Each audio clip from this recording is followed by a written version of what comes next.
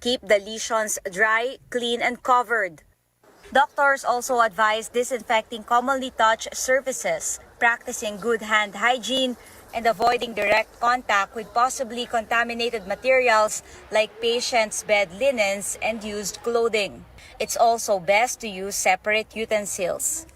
Lahat ng mga gamit yan, bago mo hawakan, magsuot ka ng gloves, no? Maghugas ng kamay, magsuot ng gloves, and then ilagay mo siya sa tamang lagayan na hindi ma-access at hindi magalaw ng ibang tao. Health officials remind the public anyone could get monkeypox through close contact, exchange of body fluids, and through respiratory droplets. But unlike COVID-19, it doesn't spread through the air over long distances. Caroline Bongkin, CNN Philippines. Vergere clarifies the Filipino in Singapore found positive for monkeypox is different from the Philippines' first case. The health department sees no need yet to tighten border controls to prevent the more monkeypox cases. The agency points out intensified surveillance efforts are needed. The country's first monkeypox case was a 31-year-old Filipino who arrived from abroad last month. The patient had prior traveled to countries with documented monkeypox cases. Hindi po natin papalitan ang ating restrictions sa ngayon sa ating borders. Unang-una, even the WHO has declared that this virus, the threat of this virus is low to moderate risk.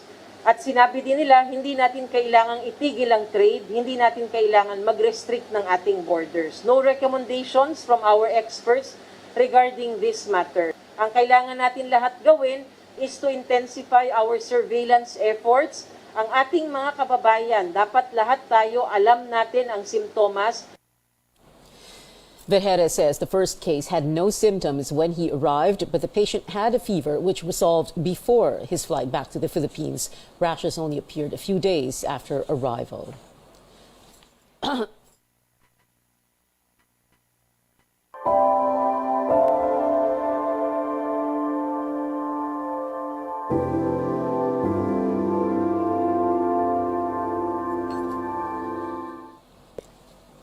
We're learning more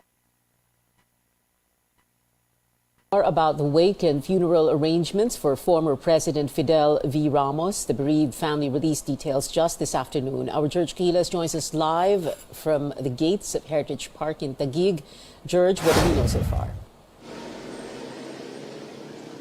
Pia, while grieving, the family of the former president wants to celebrate his life dedicated to service to the country. They released a schedule of the wake of former President Fidel Ramos, which will start on August 4, Thursday. They also designated certain dates and time for different groups and sectors to pay the last respects. This is to manage the flow of the guests and ensure that COVID-19 health protocols will be followed. August 4 is dedicated to government officials and members of the Ramos cabinet.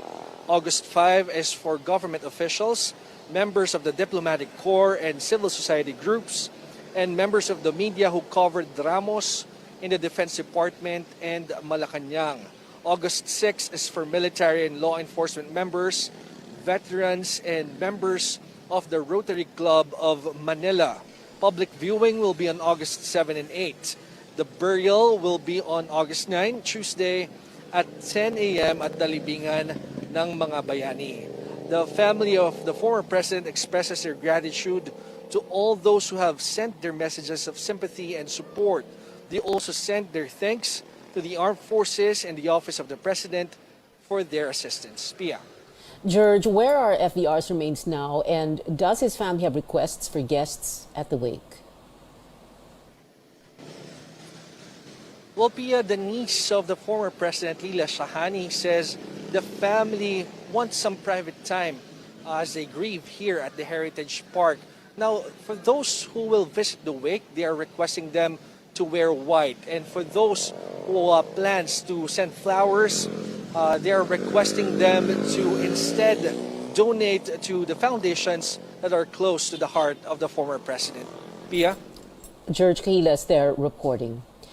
As the country mourns the former President Ramos, we look back at a CNN Philippines exclusive interview in 2016 where Mr. Ramos talked about the lessons he learned as chief executive, the challenges then President-elect Rodrigo Duterte would face, and the opportunities they both had to unite the nation after a divisive election. The full interview airs tomorrow at 8:30 p.m. and again, same time on Saturday, August 6.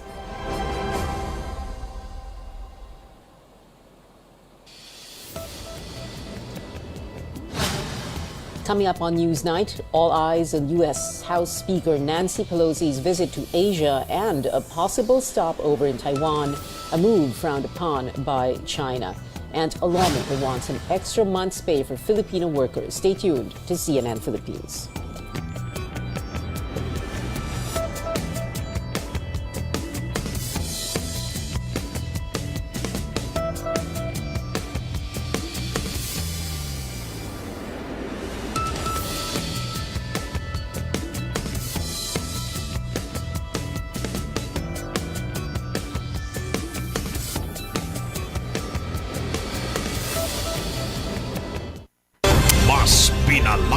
Pinalawak, mas pinalakas.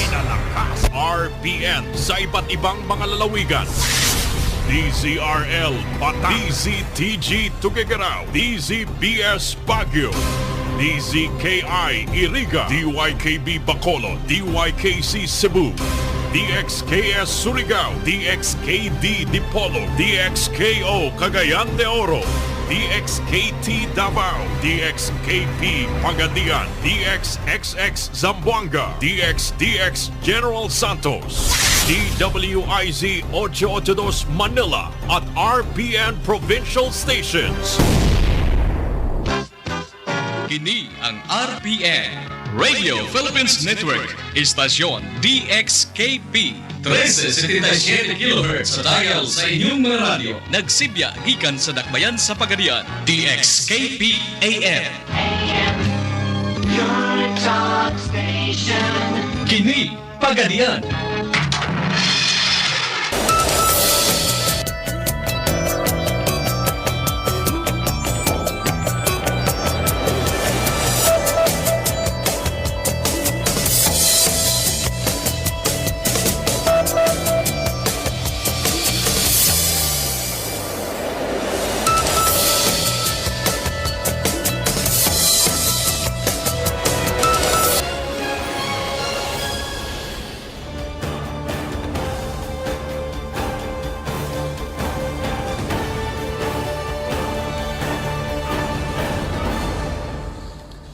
This is Newsnight on CNN Philippines. The government is working to address a possible shortage of sugar with prices on the rise. President Bongbong Marcos, who is also Agriculture Secretary, met with his department and sugar industry stakeholders Friday.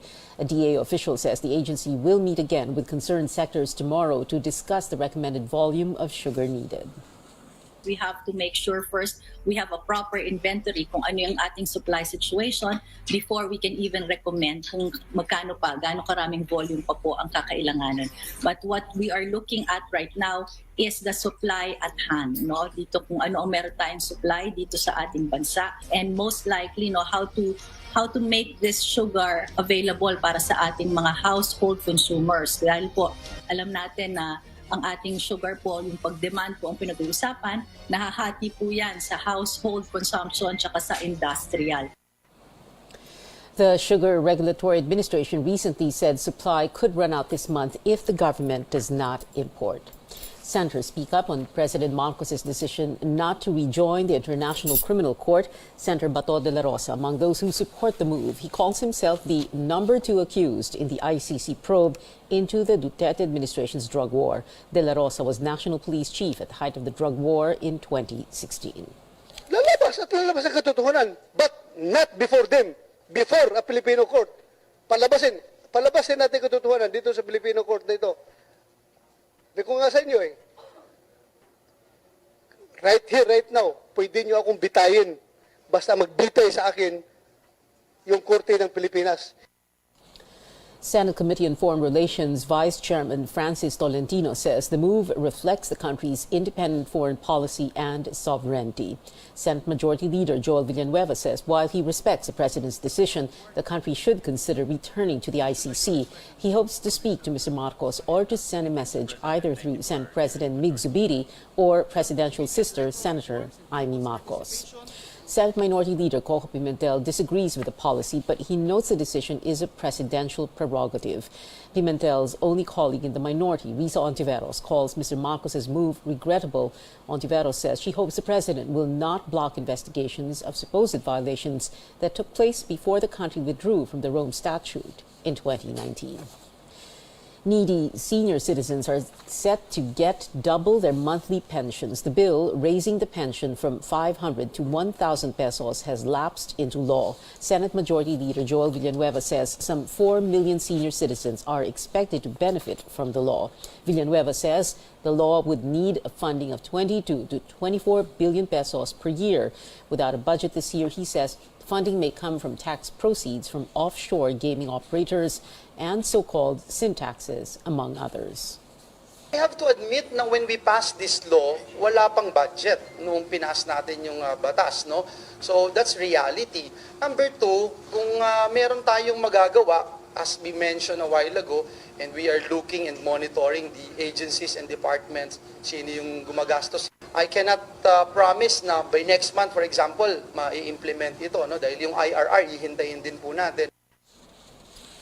Meanwhile, a lawmaker is again pushing for a 14th month pay for all workers. Kabayan Party List Representative Ron Salo filed a bill seeking the additional pay for workers in the public and private sector regardless of employment status. Salo says the 13th month pay should be given on or before May 31st, ahead of the opening of classes, and the 14th month pay before Christmas. The lawmaker filed a similar bill in the 18th Congress, but it did not get past the committee level. World developments now. U.S. House Speaker Nancy Pelosi expected to visit Taiwan during her tour of Asia. The trip could spark even greater instability between the U.S. and China, which is now threatening military action. Beijing considers Taiwan a renegade province. Tristan Odalo tells us how this could affect the Philippines. The Philippine government is closely monitoring the developments on the visit of U.S. House Speaker Nancy Pelosi to Asia, which may include the historic visit to Taiwan, something that China firmly rejects and has opposed in the recent days. In a statement, the DFA urges the U.S. and China to ensure proper communication and avoid any miscalculation and further escalation of tensions. The Philippines also expects the two countries to be responsible actors in the region. From Singapore, Pelosi is expected to travel to Malaysia, South Korea, and Japan. Taiwan is not included in her official itinerary. The Chinese Foreign Ministry slams Pelosi's possible Taiwan visit and warns that it could lead to serious consequences. Beijing adds that they are closely monitoring Pelosi's trip as a visit to Taiwan is considered a gross interference in China's sovereignty. People's Liberation Army will not sit back. China will take resolute and strong countermeasures to defend its sovereignty and territorial integrity. Foreign policy experts are also keeping close tabs on the developments in Taiwan because this could have a domino effect to the Southeast Asian region and the South China Sea issue. It is important because Manila will become a buffer zone if in case Taiwan will be taken by force by China. The rivalry between the US and China will be intensified and the Philippines will have a crucial role in this competition and definitely the Philippines will also be affected. Experts say that future developments in Taiwan could have potential impact on the country's national security and on the lives of thousands of overseas Filipino workers or OFWs. Tristan Udalo, CNN Philippines, Guangdong, China. Meron pa!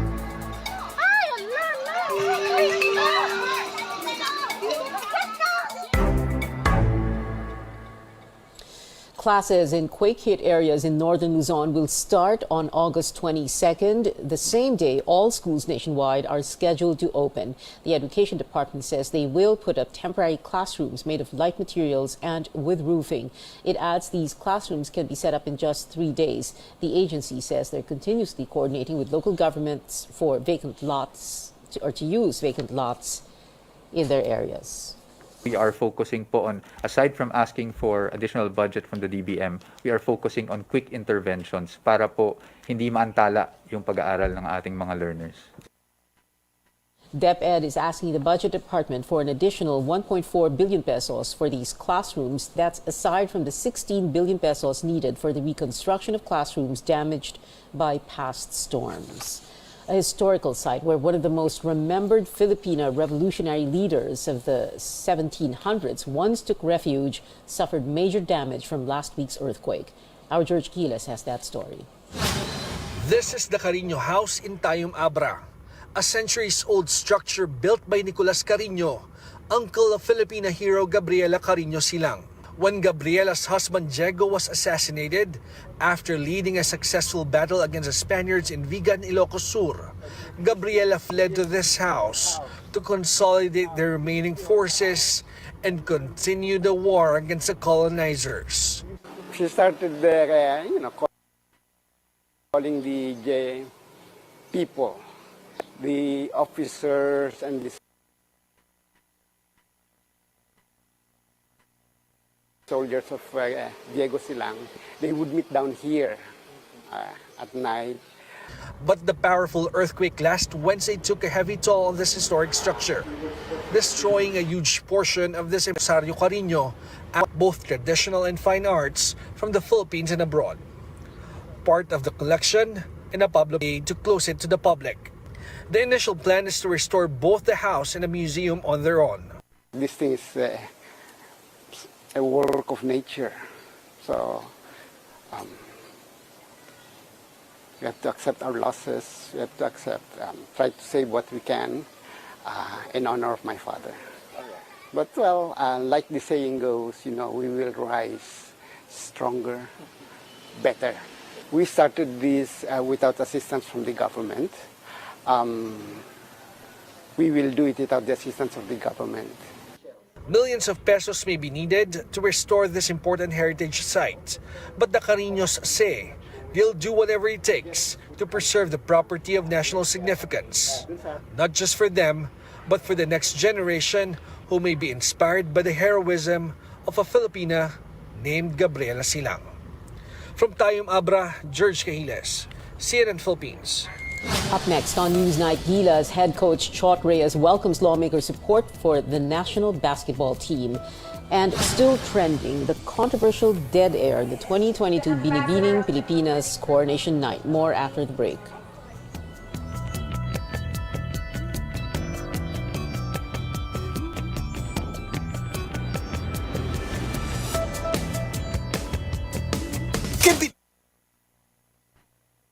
Mas pinalawak, mas pinalakas.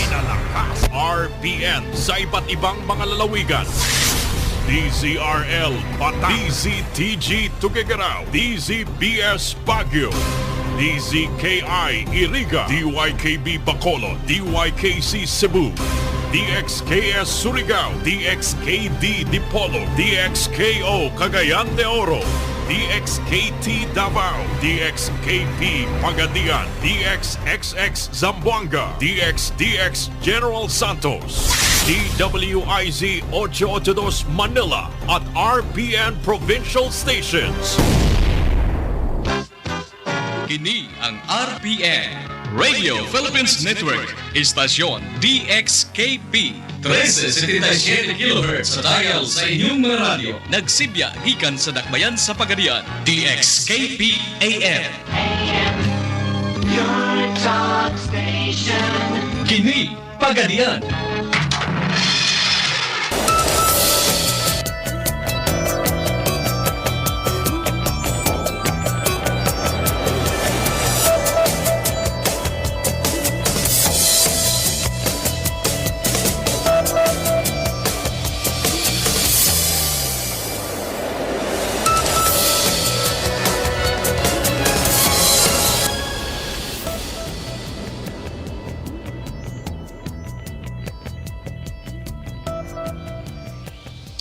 Welcome back. Gilas Pilipinas head coach Chot Reyes welcomes a Senate resolution seeking ways to support the team. Reyes told CNN Philippine Sports Desk he's open to assistance from both the public and private sectors. 5 senators look to review policies to help the men's national basketball team after dismal finishes in recent events. The squad fell out of the top 8 in the 2022 FIBA Asia Cup for the first time in 15 years. Over in the PBA, the Philippine Cup semis kick off tomorrow with defending champion TNT Tropang Giga facing the Magnolia Hotshots. The game tips off at 3 p.m. at the Araneta Coliseum in Quezon City. And at 6, the Meralco Bolts go head-to-head against the San Miguel Beermen. In entertainment, Binibining Pilipinas hosts Catriona Gray and Nicole Cordoves clear the air, or perhaps dead air, in announcing the winners at Sunday's coronation. Gray and Cordoves clarified on social media the results they announced on stage were accurate and that the event's tabulators even confirmed their validity. The statement comes after netizens speculated a Steve Harvey moment may have happened. There was about 3 minutes of silence, or dead air, before Miss Binibining Pilipinas International was announced. The hosts and pageant officials were seen in a huddle while this happened. Gray and Cordoves did not explain why there was a pause. Now, for Star Wars fans, here's a sneak peek at the latest installment of the legendary franchise. Disney Plus released a trailer for Andor, which explores the beginning of the rebellion against the Galactic Empire. Diego Luna is back for his role as Cassian Andor and his character's evolution from a thief into a noble hero. To steal from the Empire? To just walk in like you belong? They're so proud of themselves. So fat and satisfied. They can't imagine that someone like me would ever get inside their house. The first 3 episodes stream on Disney Plus by September 21st. The platform has yet to arrive in the country. And from television to theaters, whether you're looking for thrills, chills, or the stories behind the headlines, there's a movie for you coming soon. CNN's David Daniel has a trio of trailers in tonight's Hollywood Minute. We're doing something Saturday. The 3 of us, best holiday of the year, just like always. It'll be wicked. Friends vow to spend the night locked in a supposedly haunted Halloween store. What could go wrong? Here's a look at the first trailer for Spirit Halloween, the movie, which arrives on VOD October 11th.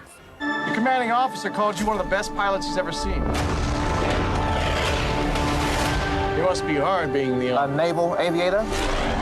Absolutely. Devotion, inspired by a true story, focuses on 2 elite U.S. Navy fighter pilots during the Korean War. Jonathan Majors from Lovecraft Country and Glenn Powell from Top Gun Maverick star in the war drama, which flies into theaters November 23rd. You really don't understand the things that you have until they're washed away from you.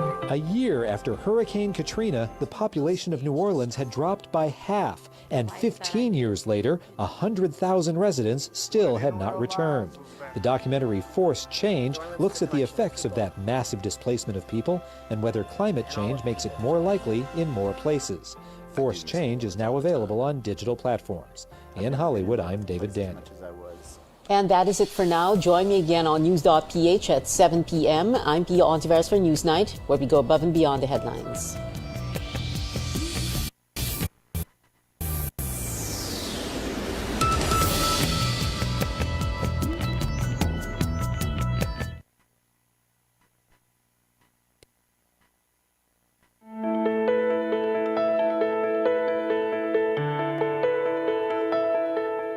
The bayanihan spirit is one of the most admirable values of our fellow countrymen. Every day, we see ordinary Filipinos turn into modern-day heroes. And one way people show this is through blood and organ donation. Just one blood donor can save up to 3 lives, and one organ donor can save up to 8. We'll talk more about what blood and organ donations can do for patients and how to register to become one. I'm Dr. Freddy Gomez, and welcome to Med Talk Health Talk on CNN Philippines.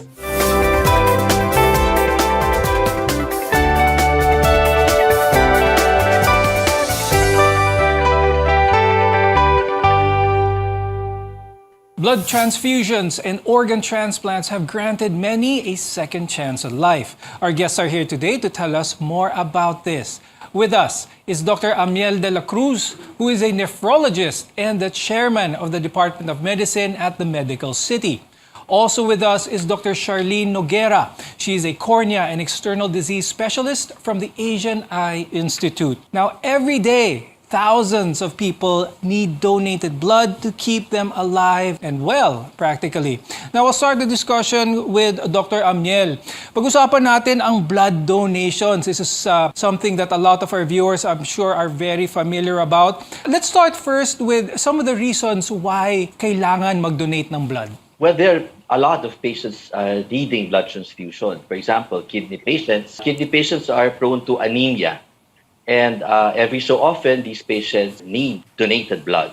Now, for other cases, for example, those who are undergoing surgery, where you anticipate a lot of blood loss, blood donations are really very important. It would really be of great help to these patients. Now, let's talk about the blood mismo, Dr. Amiel. A lot of, especially for tertiary hospitals, for bigger hospitals, they have their own blood bank. But for the smaller hospitals, they might not. They might rely on other sources, such as the Philippine Red Cross, for their blood donations. When it comes to having blood readily available, where is the Philippines in that aspect? Even in tertiary hospitals, which have blood banks, we do experience a lot of need. And, there's a problem of lack of blood supply. So we also call on the Philippine Red Cross, but I think there's a need to encourage more blood donations so that, the network of hospitals needing it can benefit from blood transfusions to the National Red Cross. Now, Dr. Amiel, pag-usapan natin yung actual blood donation dito. There are a whole set of qualifications. We won't go over them one by one. Let's talk about the overall condition ng magdo-donate, yung magbibigay ng blood. How should their overall physical being be? What's most important is the one donating blood is healthy, feeling good at the time of blood donation, because the blood is screened anyway. The donated blood is screened for hepatitis B, for HIV. In fact, they say it's an instant checkup. When you donate blood, you instantly have a checkup. You get to be evaluated if you're a suitable donor. And then your blood gets to be screened for these viruses, for Hep B, for Hep C, and HIV. Now, Dr. Amiel, meron bang hindi pwedeng mag-donate ng blood? Maraming nagsasabi na kapag may tattoo, automatic, hindi na pwede mag-donate ng blood. Is this true? I don't think it's automatic, especially if that tattoo has been performed or has been there for quite some time. I think those who have just had a tattoo and who have not been screened properly or really have high-risk behavior for blood-related infections are discouraged from donating. Now, Dr. Shar, with all of this, there's a lot of hesitations of a lot of people, especially whether they have a fear of needles or whether they want to donate or not. And one of that is they feel that the blood that they donate that's it. Our body has roughly 5 liters of blood. Kung mga 1 or 2 bags of blood ang dinonate, wala na yon. Is that true? Kung anong blood na binigay natin, hindi na ba natin maibabalik sa sarili natin? It's good na you donate your blood because our body replenishes what we donated. So, gagawa yung body natin ng amount ng blood na dinonate natin, which is a good thing. So, they shouldn't be worried na nawala yung blood na yon. So, napapalitan yun ng katawan natin. And Dr. Shar, is there a sense of community? Is there a sense na nakatulong ka sa ibang tao whenever you do donate blood? Yeah, so definitely, so you really help, the patients that need blood. So, ang dami-dami. So, ang dami-daming pasyente na kailangan ng dugo. So, if you donate, so it's really you helping a lot of people who need blood. And Dr. Amiel, another common question that people have, especially when it comes to blood donation, kung anong hiningi na type of blood, are those the only ones who can donate? If the type being sought for, yun lang yung mababang supply, yung mga tao na yun lang ang pwede mag-donate? Oh, because we encourage all blood types, all types of blood donation is welcome. Because, for example, your patient in the hospital is requiring type B and you happen to be type A, the blood that you donate will not be transfused to that patient but will be used by another patient. So any blood type, any type of blood donation is welcome. Now, apart from blood transfusions, organ donations also save lives. When we return, we'll talk about its landscape here in our country. We're your partner in healthcare. Keep it here on MedTalk Health Talk.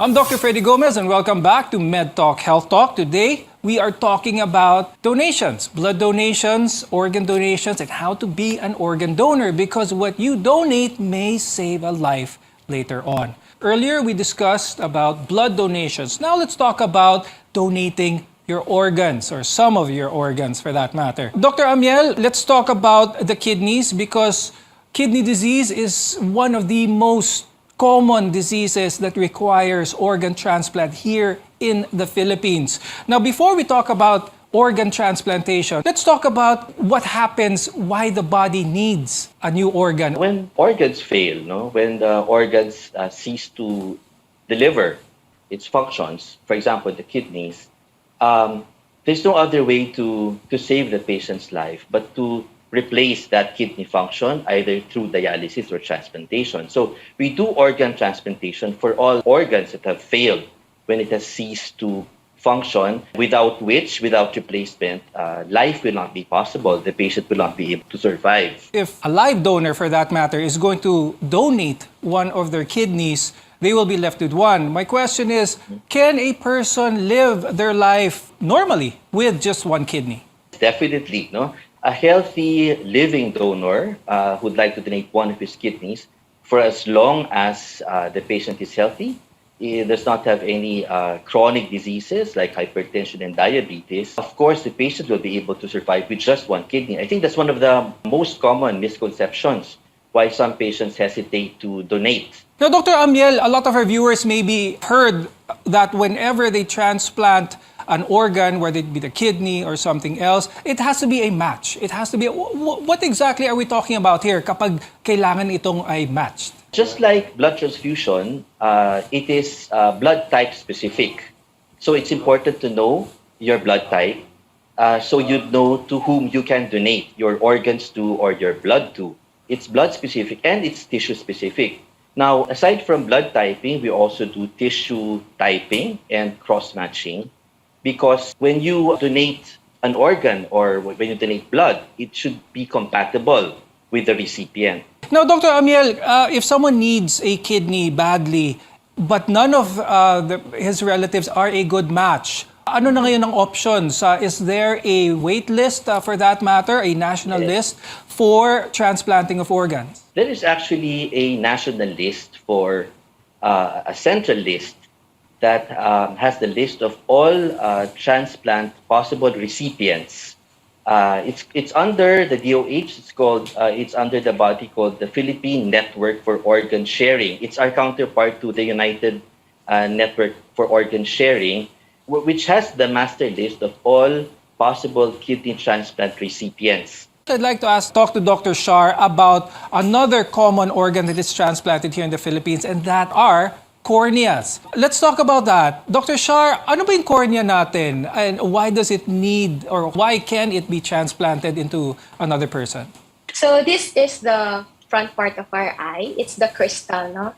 It's the crystal that covers the front part of our eye. So usually itong cornea na to, if there are pathologies or sakit, nagkakaroon siya ng peklat o nagkakaroon siya ng any opacity, haze, o usually yung common din na nangyayari dito sa Philippines is meron tinatawag na corneal dystrophy, yung Fuchs corneal dystrophy, wherein yung cornea ay mabilis mapagpag yung mga cells ng mga ito. So lalo siyang pumuputi or napupuno ng tubig. So yun yung mga sakit na kailangan palitan yung cornea ng pasyente. Now, Dr. Shar, bakit ang cornea lang? Bakit hindi pwedeng i-donate yung buong mata? Actually, sa ating eye bank, so may option silang i-donate yung whole eyeball ng pasyente or ng magdo-donate or yung cornea lang o yung crystal. Kasi nagagamit din ng eye bank yung puti or yung tinatawag na sclera. So we can donate also the sclera or yung puti ng mata ng pasyente because we also use it in other surgeries. As a reminder to our viewers, when it comes to cornea donations, ito po ay sa deceased donors lang ang pwede. Now, when it comes to corneal transplantation, meron din bang master list ba ito? Paano ba nakaka-avail ang mga taong kinakailangan ng corneal transplant, Dr. Shar? So, fortunately sa Philippines, meron tayong Eye Bank Foundation of the Philippines. So, it's a non-profit organization that make sure na yung mga na-donate na cornea ay hindi masasayang or hindi mapupunta talaga siya sa tamang pasyente. So, sa eye bank, usually yung kaming mga cornea specialist, nagpapalista kami ng mga pasyente namin dun sa Eye Bank Foundation of the Philippines. Around 40 kami na cornea specialist sa buong Pilipinas. So, umiikot yung donors, kunyari, Dr. A, then Dr. B, ganon. So, iikot yon. So, imagine how many Filipino patients need cornea. So, as of today, we have 325 patients in the waiting list sa ating eye bank. So, kulang na kulang po talaga yung donors na nakukuha natin from dito sa Philippines. So, usually po, ang waiting time natin napakatagal sa ngayon because of the pandemic din, no? Isang factor din yon. So, 6 months to 1 year, ganun ang inaantay ng isang pasyente para sa cornea. No, Dr. Shar, when it comes to the corneas as well, like the kidneys, pinag-usapan ni Dr. Amiel kanina, yung what it means na kailangan match ito. Ganun din ba ka-delicate when it comes to corneal transplant? Yeah. Compared to the kidney, yung corneal transplant is much more, mas successful yan. So because it doesn't need any typing or matching. So yan ang maganda sa cornea. Kasi ang cornea natin, yung crystal na yan, is avascular. Wala siyang mga ugat. So hindi kailangan na yung type A lang ang makapag-donate sa type A din na pasyente. So usually, ang eye bank, so no matching needed. Ang titinan lang ng eye bank is niro-rule out yung mga infection na pwedeng mapasa dun sa pasyente from the donor. When we return, we'll discuss the quality of life of someone who has undergone an organ transplantation and how you can register to become a donor. Your health is our mission here on MedTalk Health Talk.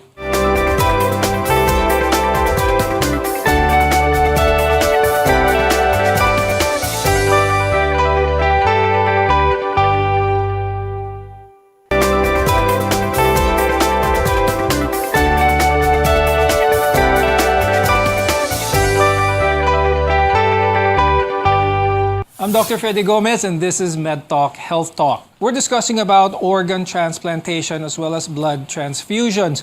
We've been talking about how a kidney transplantation is done. Now I'd like to ask Dr. Amiel, for a successful kidney transplantation, on the life of the recipient, what type of quality of life, what type of improvement do we see with that new kidney that he or she just received?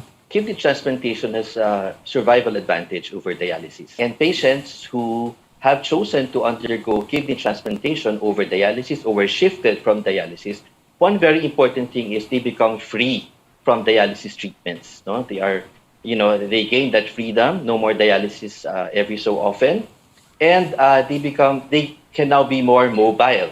They can travel, they will be on continuous medications, but that is the closest that can ever become to normal. Now let's talk about, Dr. Amiel, doon sa nagbigay ng kidney, doon sa donor side. Iisa na lang yung kidney niya. What are some of the limitations they might have? For as long as you're a healthy donor, then there is really nothing to worry about your health condition. Now, because you have only one kidney, it's important that you get to be seen and followed up by a physician to make sure that you do not develop any problems with that remaining kidney of yours. For as long as you remain healthy, even if you develop some chronic diseases later on, and there is no problem, there is no obstruction to that kidney, you can survive just like any other individual with just one kidney. Dr. Shar, let's talk about those who have received naman a corneal transplant. How much improvement with their vision can they achieve? Talk about what type of quality of life they might have after a corneal transplant. Corneal transplant is a very successful transplant in the body, no? So they will really see after a corneal transplantation. So usually, especially for those patients who have bilateral disease, so it's really life-changing for them to receive a cornea donor so that they can have another chance at sight. Dr. Amiel, now let's talk about how someone can make that step, make that decision to donate their organs. For the kidney, when you want to donate your organs, it is when you are deceased. Let's make that clear. So it is unethical and is unlawful to sell your kidney. So let's talk about that. How can someone make that decision to be an organ donor? You can always fill out that organ donation card that you see that are sometimes given out in hospitals during Kidney Week, or it's downloadable. The organ donation card is downloadable from the DOH site. sometimes they call it lifeline organ donation card. You put your name there, and then you express your willingness to donate your organs, after you meet an accidental death. How about blood, Dr. Amiel? Let's talk about blood donations. If someone wants to donate blood, where can they go? You can just walk into any blood bank of a hospital. They will certainly entertain you and welcome you. You can also go directly to the Philippine Red Cross. They encourage blood donations. And like I said, you get an instant free checkup. You get to be evaluated medically, and your blood is screened too for Hep B, Hep C, and syphilis, and other bloodborne diseases. Now, Dr. Shar, let's talk about those who want to make the decision to possibly help someone by donating their corneas when they do pass on. Tell us about that. Yeah, so there's a donor pledge form that they can download at ibankphil.org. So this is the website of the iBank Foundation of the Philippines. So just fill up the donor form there, and then of course, as what Dr. Amiel said, so you inform your family member of your willingness to donate. With that, thank you very much, Dr. Amiel de la Cruz and Dr. Charlene Noguera, for being with us today, sharing your insights and giving us some more knowledge, especially when it comes to organ transplantation. I'm Dr. Freddy Gomez, and thank you for watching MedTalk Health Talk. We'll see you again next time.